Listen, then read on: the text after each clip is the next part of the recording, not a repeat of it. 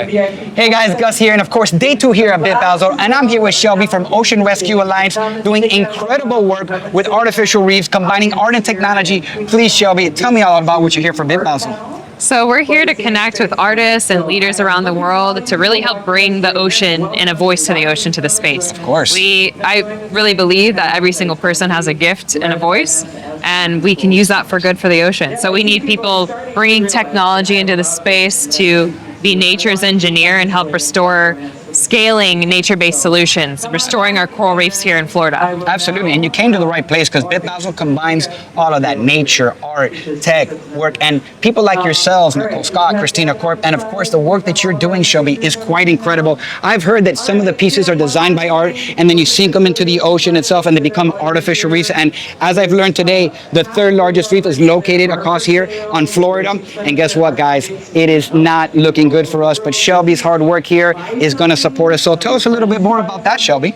Yeah, so I have a PhD in conservation genetics, and we work on scaling restoration. We work on scaling coral restoration through innovative technologies. So one of the processes that we have used historically is called coral fragmentation. Think of like how you propagate a plant. Okay. It's a way to grow corals rapidly. So you drop in a coral seed and that's how it happens? That can't be that easy. Not that easy. It's definitely not easy. As you can imagine, it takes a lot of time to cement and glue corals down. And so something where we've been really innovative is using the coral lock, which is a threaded frag plug, so you can screw in coral like a light bulb. Oh, wow. And that's something where we're tying that into our infrastructure, and we can actually put corals in current conditions that they can thrive and make it accessible where even a 10-year-old or tourism where you can come and outplant a coral with us. I'm super excited to plant my first coral now, actually. Yeah. You know, you've come to the right place because that sounds like it's not just scientific, it sounds like there's an art behind that, you know? And Bitbasil brings that. We've already talked about it, art, technology, blockchain, NFTs, but of course, protecting our planets, making sure the messages and people as important as you doing the real work here to protect our planet are highlighted, and get to meet so many people, not just other artists, but other people, founders, supporters, sponsors that are very interested in supporting your work. I have a question for you. If you could define Bitbasil in one word, what do you think it would be? I would say convergence. Convergence. I like that.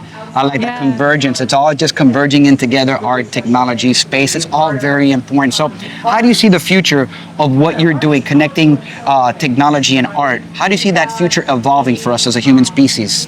You know, despite all the things going on in the world today between war and the environmental destruction, I think we're at also a very beautiful place in humanity, despite the destruction, that we're the most technologically advanced that we've been. That is very true. We're doing gene editing with CRISPR, even 3D printing organs. Correct. There's no reason why we can't be making more intentional designed solutions that actually can help support nature and people. And so I think it's really getting together the brightest minds from all the spaces to focus on today, designing infrastructure and technologies that can scale up nature-based solutions, that can support the economy and help heal the planet and people. And I think the really neat thing of being here today, I spoke at the Sea and Space Summit. And so of course there's a big focus on space. You know, I think it's the crux and essence of being human, to be curious and push boundaries and explore. But a lot of people don't think of the sea as much. We've only explored 7% of the ocean. And we've explored more into space than our oceans. Wow. So there's so much that we have to learn. We have a frontier right at our feet. And I always speak it relative to the coral reefs. They're the initial astronomers of the sea. They use the moon and the tides to settle and colonize for one place their whole life. Oh, wow. That's amazing. What can we learn about many people? I didn't know that as well. Yeah. I think that we can definitely learn a lot. I think that humans tend to do the same thing, colonize. We're always near the ocean. You know, it's always easy to look up at space and see it's so big and broad, but it's hard to really sometimes get people to realize the depth of the ocean, how much we've really explored. Like you said, only 7% of the ocean, and let me tell you, there's a lot, and we have to protect it. People say, oh, we got to protect our space and our atmosphere, but I think that protecting humanity starts at the ocean itself. Yeah, we would love to encourage all of you to step forward in any support, whether that's using your voice or doing something in your local environment.